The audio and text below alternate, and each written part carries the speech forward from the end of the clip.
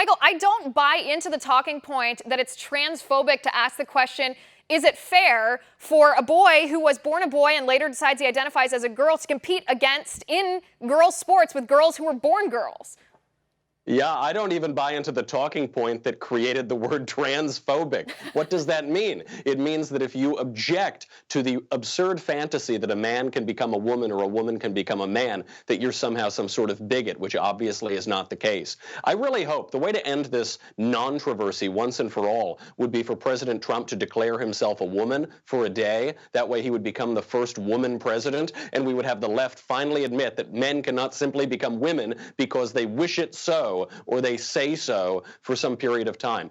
There is a pernicious myth and lie that is going on, which is that men who think that they're women and even take some sorts of hormones do not have an athletic advantage over actual women. That is not true. Men who identify as women, even if they're taking hormones, even if they're reducing their testosterone, do in fact have an athletic advantage.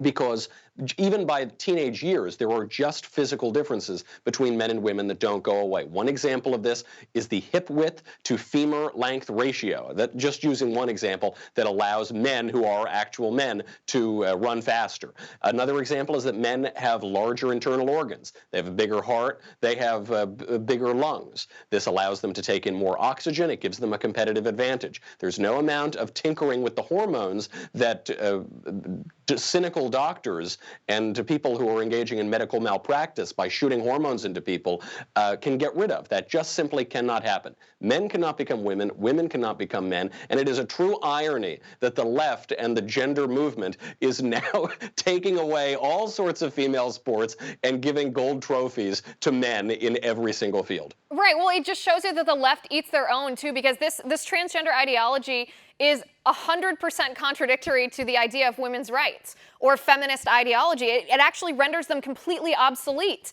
There is no such thing as women's rights or feminist ideology if a man who was born a man and later says, actually, I'm feeling like a woman today, can then win first place in a state high school track championship. It renders women completely irrelevant in a sense.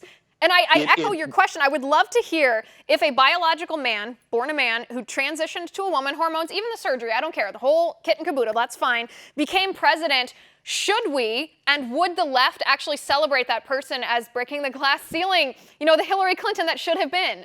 Want to see more videos like this?